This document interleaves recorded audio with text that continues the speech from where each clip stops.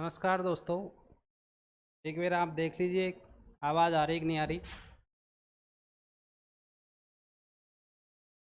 पिछला टॉपिक पढ़ रहे थे हम, अधिगम। अधिगम की विशेषता हमने पढ़ ली थी।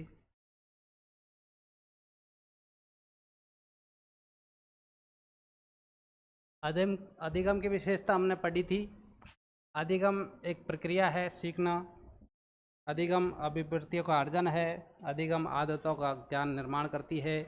अधिगम एक परिस्थितियों के साथ सामंजस्य स्थापित करती है। ये सभी विशेषता है और इन विशेषताओं की आपको अलग अलग विद्वानों ने आपको इनके प्रकृति के बारे में बताया था, इनकी परिभाषा दी थी। उसके बाद हम बात कर रहे थे अधिगम की अवस्थाएं। अधिगम की अवस्थाएं, कोई भी बालक सीखने के दौरान एक समान गति से नहीं सीख पाता। उनकी क्या है, सीखने की जो गति है वो अलग अलग होती है। कोई बालक धीमी गति से सीखता है, कोई बालक धीमी गति से मंद गति से सीखता है, कोई बालक तेज़ी से सीखता है। ऐसे सीखने की जो गति है उनकी अलग अलग होती है। तो ये अधिगम की जो अवस्था है यानी गति है वो इस प्रकार है। सीखते समय अलग अलग लक्षण प्रकट करते हैं, यानी सीखते समय क्या करते हैं, वो अलग अलग अपने जो लक्षण है वो प्रदर्शित करते हैं। उसके सीखने के जो उतार चढ़ाव है वो अलग अलग होते हैं, यानी बच्चों के सीखने के जो उतार चढ़ाव है वो अलग अलग होते हैं। इससे अधिगम की जो अवस्था है बनती है और ये अवस्थाएं उन्हें कहा जाता है। इन लक्षणों के आधार पर सीखने की जो अवस्था है वो इस प्रकार है, यानी तीन अवस्थाएं होती है। सीखने की कितनी अवस्थाएं होती है? तीन अवस्थाएं होती है, जिसमें एक होती है प्रारंभिक अवस्था, दूसरी होती है मंद अवस्था और तीसरी होती है अंतिम अवस्था। प्रारंभिक जो अवस्था होती है, जब बालक प्रारंभिक जो कालाश्रम में पढ़ता है तो वो क्या धीरे धीरे सीखता है, यानी वो अत्यधिक क्या है, ऊर्जावान होता है। सीखने को तो जल्दी सीखता है और एक तेज गति के साथ वो अधिक सीखता है और अधिक मात्रा में सीखता है। उसके बाद में क्या होता है, मंद अवस्था आती है। मध्य जो अवस्था होती है ना, जो सीखने के दौरान बालक में आलस्य और चिड़चिड़ापन, थकान आदि पैदा हो जाती है, जिससे बालक में सीखने की जो गति है वो मंद व उनकी जो मात्रा है, सीखने की गति मात्रा है वो भी कम हो जाती है। उसके बाद अगर बात की जाए, अंतिम जो अवस्था है वो है सीखने के दौरान एक ऐसी समय आता है जो बालक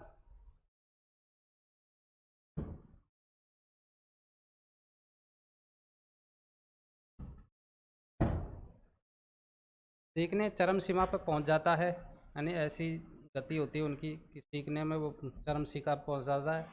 सीखना लगभग बंद कर देता है, यानी सीखना क्या कर देता है, बंद कर देता है। गेट्स व स्किनर व थॉर्नडाइक के अनुसार सीखने के दौरान बालक में विभिन्न प्रकार की अवस्थाओं का निर्माण होता है, लेकिन ये अवस्थाएं एक सार्वभौमिक नहीं है। लेकिन ये क्या है, अवस्थाएं सार्वभौमिक नहीं है। तो इस प्रकार अधिगम की जो अवस्था है वो धीरे धीरे एक प्रारंभिक अवस्था होती है, एक मध्य अवस्था होती है और एक होती है अंतिम अवस्था। ठीक है, आगे बढ़ते हैं। आगे इस प्रकार ये क्या है, जो अवस्थाएं होती है और उस अवस्थाओं के बाद में क्या बनते हैं, पठार बनते हैं। क्या बनते हैं, अधिगम के पठार। ठीक है, ये इन्हें हम कहते हैं अधिगम के पठार।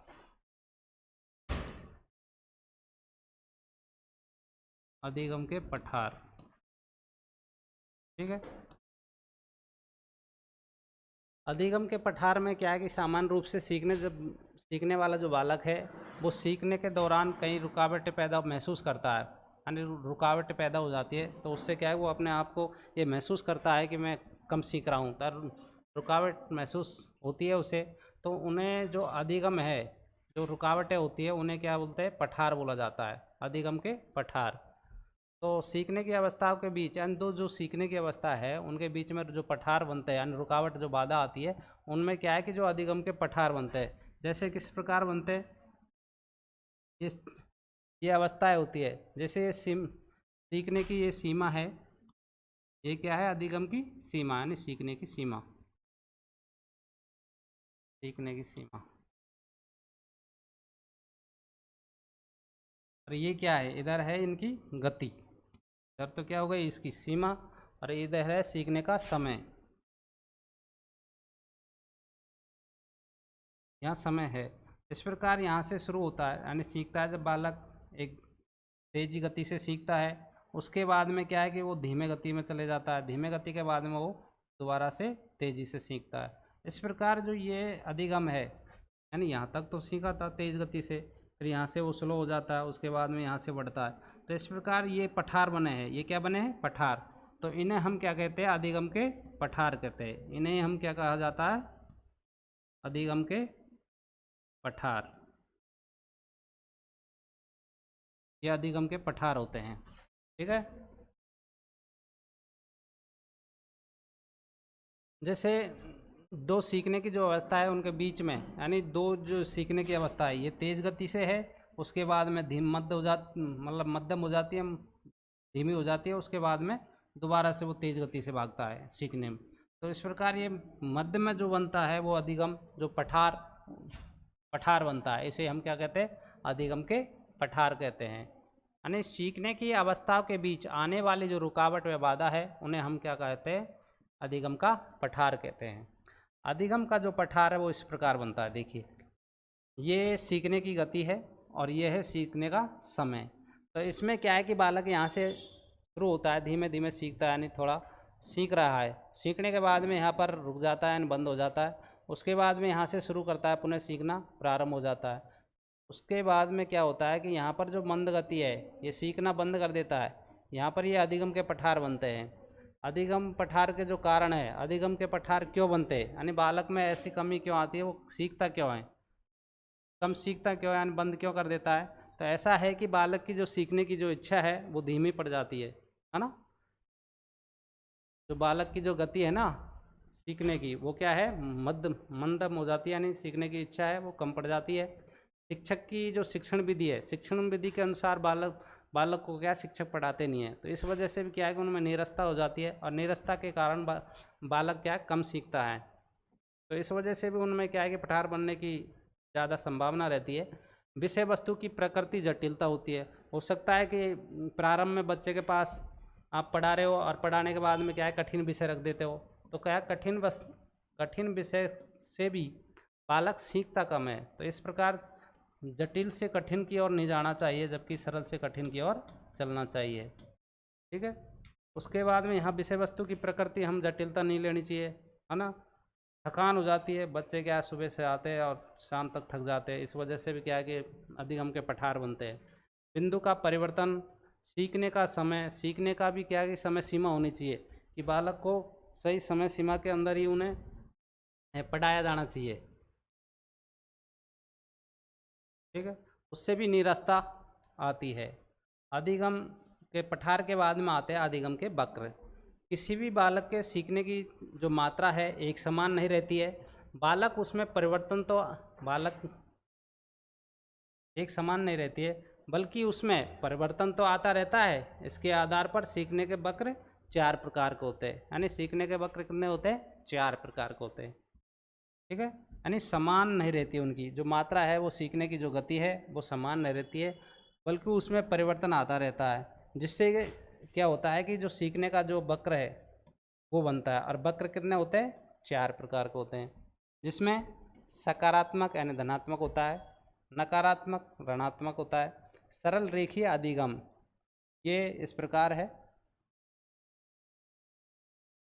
उसके बाद में आता है ये चार वक्र बनते हैं।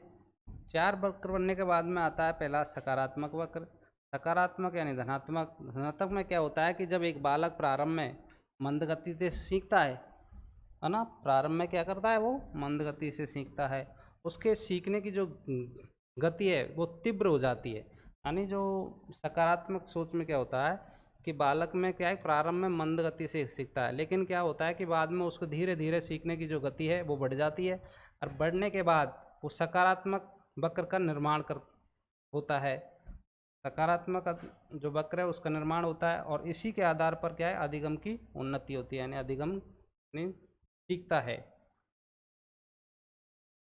उसके बाद में आता है सरल रेखीय अधिगम, यानी सकारात्मक के बाद नकारात्मक आता है। नकारात्मक में क्या होता है कि बालक शुरू में तेज सीखता है, लेकिन उसके बाद में वो धीरे धीरे सीखता नहीं है, तो इस वजह से वो नकारात्मकता की ओर चला जाता है, वो नकारात्मक वक्र बनता है। उसी प्रकार सरल रेखीय अधिगम होता है, यानी सरल रेखीय अधिगम। सीखने के दौरान एक बालक जब एक बालक सदैव समान उन्नति को दर्शाता है, यानी समान उन्नति को दर्शाता है, तो उसका जो अधिगम वक्र है वो सरल रेखा के रूप में बनता है। किसमें बनता है? सरल रेखा के रूप में बनता है। यानी वो धीरे धीरे क्या है कि जैसे कोई बालक है, यहाँ दे रखा है सीखने, ये सीखने की मात्रा है और ये सीखने का समय है।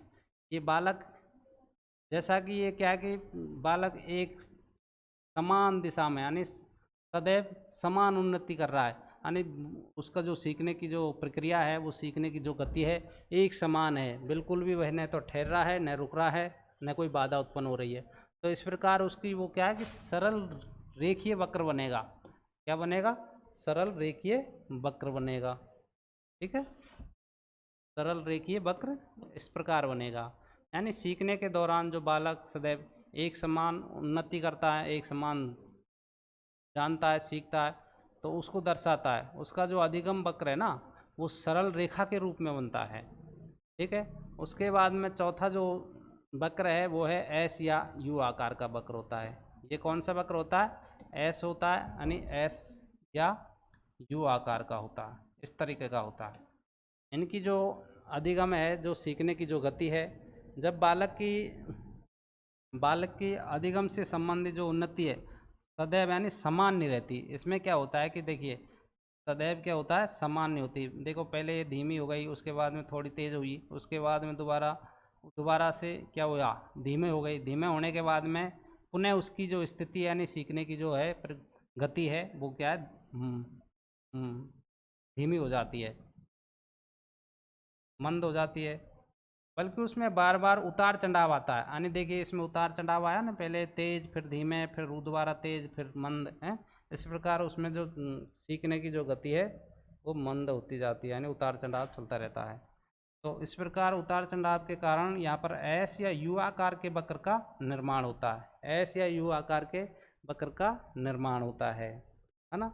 अधिगम जो वक्र है बनने का जो कारण है भाई, जो अधिगम वक्र बन रहे हैं वो उनका रीज़न क्या है कि इनका बनने का जो रीज़न है ये है कि विषय वस्तु की जो प्रकृति है वो जटिल है एक तो, है ना। कि हम जैसे छोटे बच्चे हैं, उनका सिलेबस के अकॉर्डिंग ही उनकी कोई विषय वस्तु होनी चाहिए, उनका उम्र के अनुसार ही उनके विषय वस्तु होनी चाहिए। यानी विषय वस्तु बहुत है, उसकी प्रकृति और जटिलता पर ध्यान देना चाहिए कि भाई उनकी विषय वस्तु क्या है। शिक्षण विधि और वह शिक्षक का व्यवहार किस प्रकार है, यानी शिक्षण विधि और शिक्षण का जो व्यवहार है वो किस प्रकार का है, इस पर भी डिपेंड करता है, निर्भर करती है। सीखने की जो इच्छा शक्ति है उसमें भी ये प्रभावित करता है, वक्र बनते हैं। यानी अधिगम जो वक्र है वो बनने के ये एक प्रमुख कारण है कि सीखने की जो इच्छा शक्ति है, यानी बच्चे की जो इच्छा शक्ति है और या बुद्धि लब्धि, एक तो मंद बुद्धि का बालक है, एक तेज गति का बालक है, तो उनमें क्या है कि जो सीखने की जो बालक है वो अधिक होगी। एक तो प्रतिभाशाली बालक है, तो प्रतिभाशाली बालक है जो अधिक सीखेगा, वो तुरंत सीखेगा। जो मंद बुद्धि का है यानी जड़ बुद्धि का है वो थोड़ा धीमा सीखेगा। तो जो सीखने की जो इच्छा है वो भी इसमें है, इसी कारण क्या है अधिगम वक्र बनते हैं। बुद्धि लब्धि का भी बहुत योगदान है। ठीक है, सीखने का जो उद्देश्य है वो भी है, भाई सीखना हम क्यों सीख रहे हैं, तो उनका सीखने का जो उद्देश्य है वो पूर्ण रूप से होना चाहिए।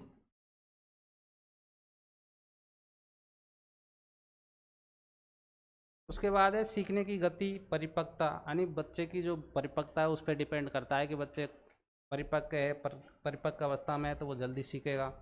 ठीक है, आयु पर बहुत आयु पर भी निर्भर करता है। तो इस वजह से इन सभी बातों को ध्यान में रखकर ये क्या है कि इन बातों की ये कारण है, इन कारणों की वजह से ही अधिगम के वक्र बनते हैं। अधिगम का जो स्थानांतरण है एक परिस्थिति है उसके अनुसार होता है। एक परिस्थिति में प्राप्त ज्ञान का उपयोग दूसरी जो परिस्थिति में हम उपयोग में लेते हैं उन्हें हम क्या कहते हैं? अधिगम के स्थानांतरण बोलते हैं, है ना। एक परिस्थिति में प्राप्त ज्ञान उपयोग दूसरी परिस्थिति में प्रयोग में लेना, वो क्या होता है? अधिगम के स्थानांतरण होते हैं।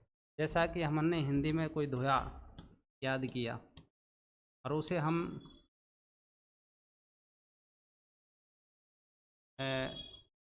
विज्ञान में यूज कर रहे हैं तो वो यूज नहीं होगा। ठीक है, तो ये होते हैं उसमें स्थानांतरण। भाई समान प्रकृति समान विषय वस्तु होती तो वो क्या होता, सकारात्मक, वो हमें फायदेमंद होता, हमें सहयोग करता। ठीक है,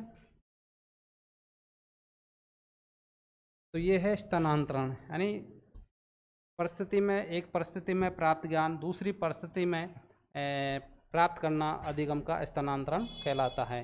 एक बालक को सबसे पहले भाषा का ज्ञान दिया जाता है। एक बालक को क्या दिया जाता है, पहले भाषा का ज्ञान दिया जाता है। उसके बाद में भाषा के ज्ञान के आधार पर वह अन्य विषय भी पढ़ने लगता है। वो क्या करता है, अन्य विषय भी पढ़ने लगता है। और अन्य विषय पढ़ने और भाषा का उपयोग होना ही क्या होता है, भाषा का ज्ञान होता है। ठीक है, तो वही क्या है, अधिगम का अंतरण हो गया, यानी स्थानांतरण हो गया एक। अब ये अधिगम स्थानांतरण से संबंधित जो परिभाषा है वो इस प्रकार है कि कॉलसोनिक कहते हैं कि पहली परिस्थिति में प्राप्त ज्ञान अभी योग्यता एवं कौशल का दूसरी परिस्थिति में उपयोगी क्या है, अधिगम स्थानांतरण। कहने का मतलब ये हुआ कि जो पहली परिस्थिति में अगर हम कोई प्राप्त ज्ञान प्राप्त कर रहे हैं और उसको दूसरी परिस्थिति में हमें अगर वो सहयोग कर रहा है, हमें फायदेमंद है, तो वो क्या है, वो अधिगम के स्थानांतरण है। ठीक है, कौशल दूसरी परिस्थिति में अगर उपयोग में है तो वो क्या है, अधिगम स्थानांतरण है। अधिगम अंतरण एक परिस्थिति में प्राप्त अनुभव या विचार जो दूसरी परिस्थिति में हमें क्या है, सहयोग करते हैं। ठीक है, अंडरवुड कहते हैं कि वर्तमान में जो क्रिया है पर पढ़ने वाला जो पूर्व अनुभव है का प्रभावी अधिगम का अंतरण कहलाता है। क्या कहलाता है, अधिगम का अंतरण कहलाता है। अधिगम के जो सिद्धांत है वो इस प्रकार है, जैसे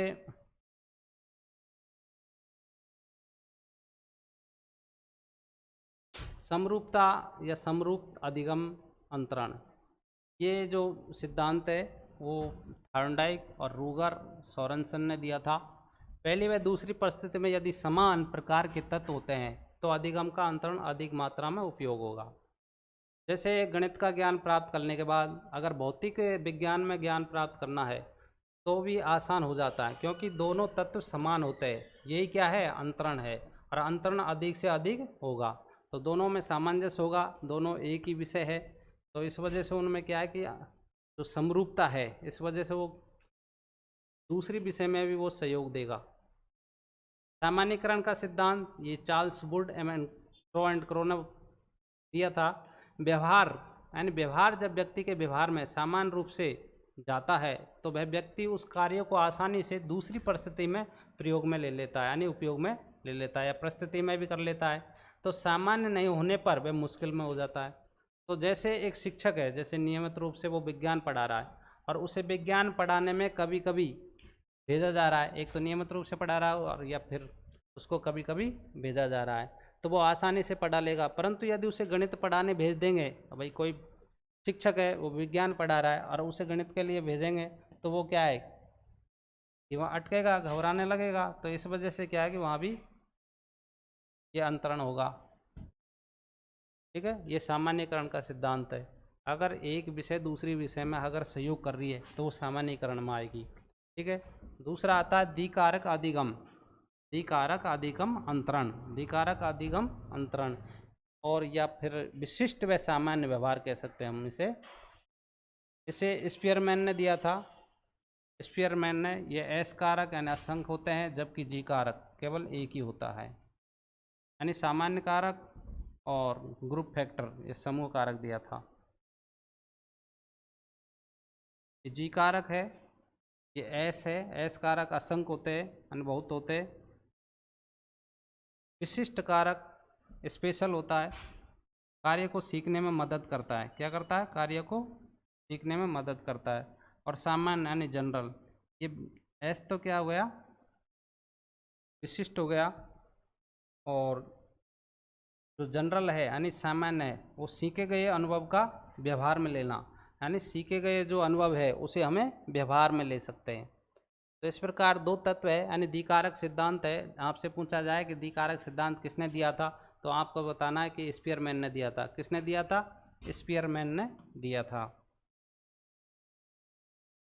इसने दो तत्व बताए थे स्पीयरमैन ने। कितने बताए? दो तत्व। देखिए,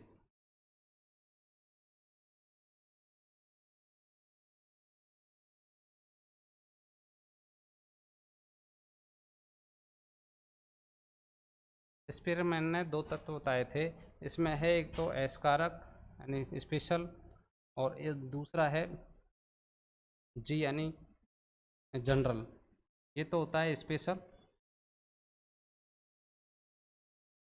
और ये होता है सामान्य। दो कारक है। जो विशिष्ट कारक है वो कार्यों को सीखने में मदद करता है। विशिष्ट कारक है ना, विशिष्ट स्पेशल जो कारक है वो क्या क्या करता है कि सीखने में मदद करता है। और सामान्य जो कारक है सीखे गए जो अनुभव है उसको व्यवहार में ढालता है। ठीक है। इस सिद्धांत के अनुसार हम सीखने के लिए एस कारक यानी स्पेशल कारक की मदद लेनी होती है। उसको पूरा करने में जो काम है वो जनरल कारक काम में लेते हैं। उसके बाद में आता है समग्रता या पूर्ण कार का सिद्धांत। ये वॉल्फगैंग एंड कॉलर ने दिया था। समग्रता का जो सिद्धांत है, समग्रता का सिद्धांत किसने दिया था? कॉलर और कॉपा ने दिया था। पूर्णाकार सिद्धांत कहते हैं जिसे। इस सिद्धांत के अनुसार कोई भी कार्य अगर व्यवहार में तभी संपन्न होता है जब आगे के लिए अंतरित होता है, आगे स्थानांतरण होता है, तो उसी पूर्णाकार उसे क्या कहता है? पूर्णाकार। ठीक है, क्योंकि पूर्णाकार है ना, उस समग्रता के समय प्राणी सूझ व अंतर्दृष्टि पैदा होती है। क्योंकि सूझ व अंतर्दृष्टि पैदा होती है। अंतर्दृष्टि पैदा हो जाने के बाद में आगे कार्यों में क्या है कि उन्हें सहयोग मिलता है यानी योगदान प्रदान होता है। तो इस वजह से इसे हम समग्रता या पूर्णाकार का सिद्धांत भी कहते हैं। उसके बाद में आता है मूल्यों के अभिज्ञान का सिद्धांत यानी आदर्श मॉडल है। ये बागले ने दिया था। मूल्यों के अभिज्ञान का सिद्धांत, मूल्यों के अभिज्ञान का सिद्धांत आदर्श या मॉडल बागले ने दिया था। देने वाले कौन थे? बागले। इस सिद्धांत के अनुसार जैसे किसी भी प्रकार का जो अधिगम है, जो अंतरण है, केवल विशिष्ट या आदर्श में ही, विशिष्ट या आदर्श मूल्यों के रूप में ही संभव है। यानी विशिष्ट या आदर्श मूल्यों में ही सम्मिलित है और सामान्यतः उसका यह अन्य अंतरण संभव नहीं होता। सामान्यतः या अन्य अंतरण में संभव नहीं होता है। आदर्श जो मूल है, आदर्श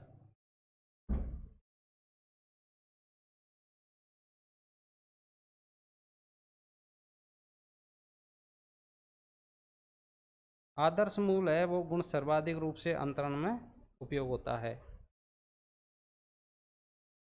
उसके बाद में आता है अधिगम के जो स्थानांतरण है।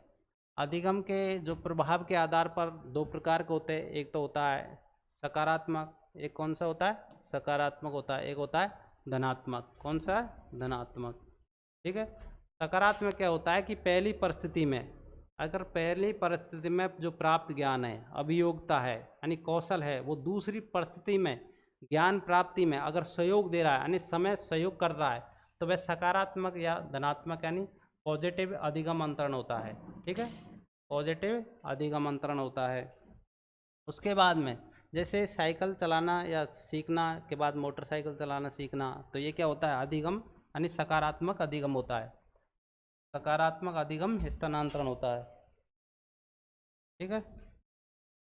उसके बाद में अगर देखी जाए नकारात्मक या ऋणात्मक जो अधिगम है, इसमें क्या है? एक परिस्थिति में, जो परिस्थिति में प्राप्त ज्ञान दूसरी परिस्थिति में अगर वो सहयोग कर रहा है या बाधा उत्पन्न कर रहा है, यानी दूसरी परिस्थिति में वह समय के अनुसार बाधा उत्पन्न कर रहा है। क्या कर रहा है? बाधा उत्पन्न। तो बाधक बन रहा है, तो ये एक प्रकार का क्या है? नकारात्मक है, नेगेटिव में जाएगा।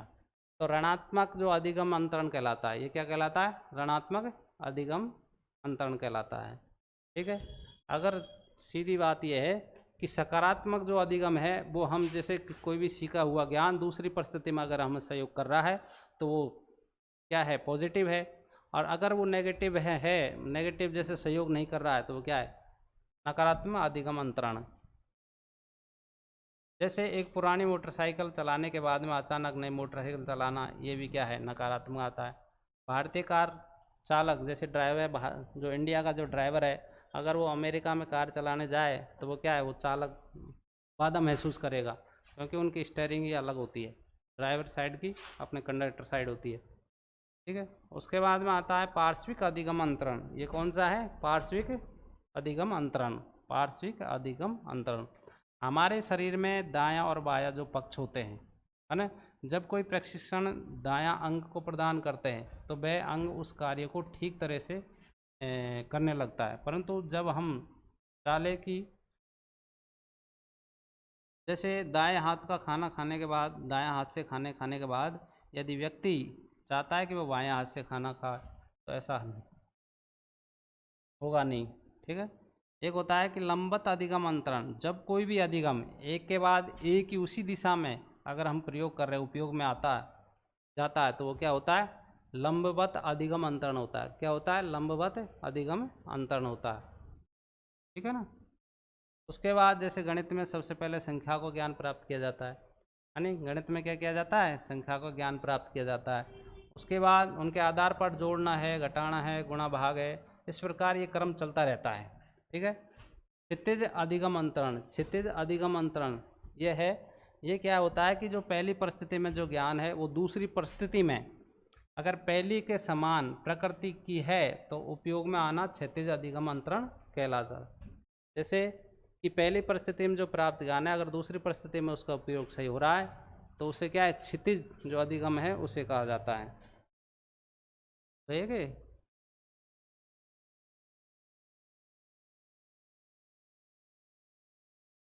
भूगोल पढ़ाने वाला जो बालक है वो भूगर्भ शास्त्र या मानव शरीर संरचना पढ़ने वाला व्यक्ति शल्य चिकित्सा विज्ञान को पढ़ाने से पूर्व ज्ञान का उपयोग करते हैं, यानी दोनों में सामंजस्य हो जाता है कि भूगोल पढ़ाने जो बालक है वो भूगर्भ शास्त्र या मानव शरीर संरचना पढ़ने वाला जो व्यक्ति है वो शल्य चिकित्सा विज्ञान को पढ़ने में पूर्व ज्ञान का उपयोग कर सकता है। ठीक है। उसी प्रकार जैसे शून्य अधिगम अंतरण, ये क्या है? शून्य अधिगम अंतरण। शून्य अधिगम अंतरण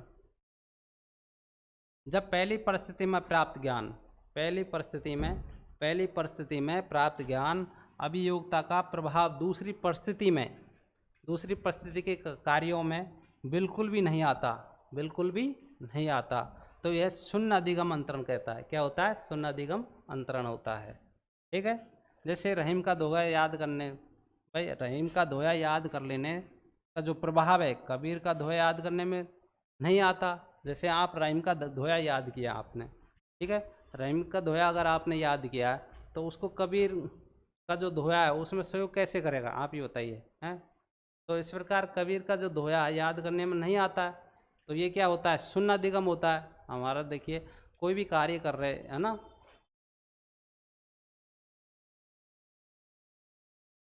है ना, कोई भी परिस्थिति हो, कोई भी हम सीख रहे, अगर उसे दूसरी परिस्थितियाँ में अगर सहयोग कर रहा है, यानी दूसरी जो ज्ञान प्राप्ति में अगर सहयोग कर रहा है तो वह क्या है? नेगेटिव, वो होता है सकारात्मक। तो शून्य में क्या है कि वो न तो रहीम के दोहे से बाधा उत्पन्न हो रही है, न इसमें बाधा उत्पन्न हो रही है, तो ये क्या हो गया? शून्य अधिगम हो गया। क्या हो गया? शून्य अधिगम हो गया।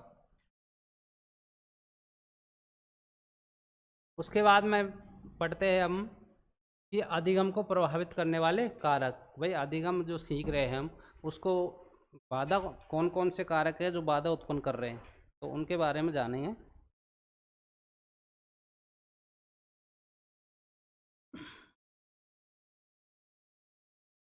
उनमें देखिए अधिगम को प्रभावित करने वाले कारक, एक बालक जो कि अधिगमकर्ता के रूप में कक्षा या विद्यालय में उपस्थित होता है और वह किन किन कारणों से अगर अधिगम प्राप्त में प्रभावित होता है, तो उनके जो प्रमुख कारण वो इस प्रकार हैं।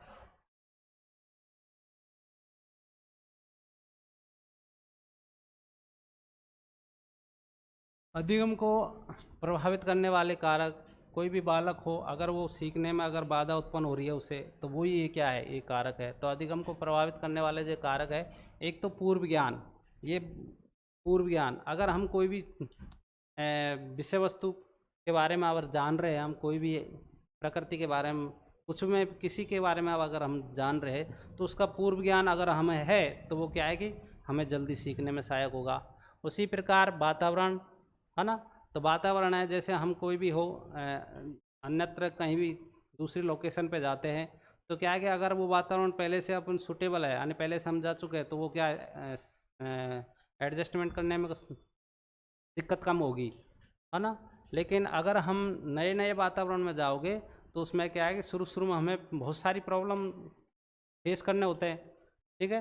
तो उसी प्रकार ये भी हमें क्या है, सीखने में प्रभावित करता है। जैसे परिवार है, हम अन्यत्र कोई परिवार में जा रहे हैं तो वहाँ भी हमें सीखने में दिक्कत होती है। समाज है, विद्यालय, अगर हम प्रथम कक्षा से हम 8वीं कक्षा तक अगर किसी अन्य विद्यालय में पढ़े और उसके बाद में दूसरे विद्यालय में जाते हैं तो वहाँ भी क्या है कि एक हेजिटेशन महसूस होता है कि, है ना, ये भी क्या है, एक वातावरण के रूप में अधिगम सीखने में कारण है। स्वास्थ्य, देखिए बालक हो चाहे मानव हो, जो भी हो, सीखने वाले के लिए स्वास्थ्य प्रथम सीढ़ी है।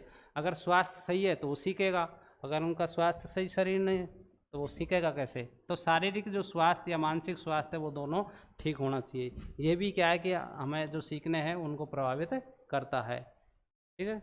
अभी प्रेरणा, मोटिवेशन, ये बहुत ज़रूरी है, ठीक है, कि अगर हम किसी दूसरे से मोटिव होकर हम सीखते हैं तो वो एक प्रेरणादायी होती है, यानी हम जल्दी सीखते हैं उसे, ठीक है। तो ये भी मोस्ट है कि अभी प्रेरणा हमें लेनी चाहिए, यानी मोटिव होना चाहिए, मोटिवेट रहना चाहिए। बुद्धि लब्धि, किसी भी बालक की बुद्धि लब्धि पे भी बहुत डिपेंड करता है। बुद्धि लब्धि बहुत ज़रूरी है। अगर प्रतिभाशाली बालक है तो वो जल्दी सीखेगा, अगर वो मंद बालक है, जड़ है ना, जड़ बुद्धि है उसकी, तो वो कैसे सीखेगा बताइए। तो उसको सीखने में समय लगेगा, ठीक है। उसके बाद में आती है आयु। आयु पर भी बहुत डिपेंड करता है कि अगर आयु छोटा बालक है, कम सीखेगा, जैसे जैसे उसकी आयु बढ़ती जाती है वैसे वैसे जल्दी सीखेगा। परिपक्वता, अगर बालक कोई भी हो, बालक और मैच्योरिटी अच्छी है, मैच्योर है, तो वो जल्दी सीखेगा। ये भी क्या है, परिस्थिति को यानी अधिगम को प्रभावित करता है। लिंग, ये भी प्रभावित करता है। थकान अधिगम को प्रभावित करती है। मित्र मंडली, ये भी बहुत बड़ा फैक्ट है आज के युग में अगर देखा जाए। उसके बाद में अगर विषय वस्तु की बात की जाए, विषय वस्तु भी एक अहम भूमिका निभाता है कि अधिगम को सिखाने में यानी सीखने में, इसके भी ऊपर ध्यान देना चाहिए। शिक्षक का व्यवहार कैसा है, देखिए हर शिक्षक का व्यवहार कैसा अलग अलग होता है, तो बच्चे का और शिक्षक का दोनों का अगर बीच में सामंजस्य स्थापित है तो वो अच्छे सीखेगा, है ना, जल्दी सीखेगा, ठीक है। शिक्षण विधि, अगर क्लासरूम में शिक्षण विधि के माध्यम से पढ़ा रहे, यानी अच्छे से पढ़ा रहे, उन विधियों के अनुसार पढ़ा रहे, तो वो क्या बालक सीखेंगे। तो ये भी क्या है कि अधिगम को प्रभावित करने वाला कारक है। सीखने की रुचि, ये भी एक अहम कारण है कि अगर बच्चे में ललक है, सीखने की रुचि है, तो वो जल्दी सीखते हैं, ठीक है। अधिगम के निहितार्थ यानी संप्रत्यय, वे महत्वपूर्ण प्रत्यय या विचार जो व्यक्ति बालक को सीखे हुए ज्ञान में प्रदान करते हैं, यानी व्यवहार को स्थायी बनाने में जो विशेष योगदान प्रदान करते हैं, उन्हें क्या कहते हैं, हम मनोविज्ञान की भाषा में संप्रत्यय कहा जाता है। उन्हें क्या कहते हैं, अधिगम के संप्रत्यय कहा जाता है। अधिगम के संप्रत्यय को लेकर सबसे पहले प्रसिद्ध जो मनोवैज्ञानिक है, कौन सबसे प्रसिद्ध मनोवैज्ञानिक, विलियम जेम्स ने अपनी जो पुस्तक है उसमें 1890 में लिखी थी। उन्होंने पुस्तक लिखी थी द प्रिंसिपल ऑफ साइकोलॉजी। क्या लिखी थी, द प्रिंसिपल ऑफ साइकोलॉजी, जिसमें इन्होंने क्या है कि अधिगम के जो संप्रत्यय है उस शब्द का इन्होंने पहली बार प्रयोग किया था, यानी वर्णन किया था, ठीक है। उसके बाद में आता आत्म संप्रत्यय, ठीक है। हमारे द्वारा यानी स्वयं के द्वारा जो धारणा या विचार होते हैं उन्हें क्या कहते हैं, हम आत्म संप्रत्यय कहते हैं। यानी अपने जो मन के जो विचार होते हैं, यानी स्वयं के जो विचार या धारणा होती है ना, उन्हें क्या कहते हैं, आत्म संप्रत्यय। आत्म जो संप्रत्यय है वो कितने प्रकार के होते हैं, 2 प्रकार के होते हैं। कितने प्रकार के होते हैं, 2 प्रकार के होते हैं। आत्म संप्रत्यय कितने होते हैं, 2 प्रकार के होते हैं, ठीक है। एक देखिए, एक होता है वास्तविक संप्रत्यय, वास्तविक आत्म संप्रत्यय।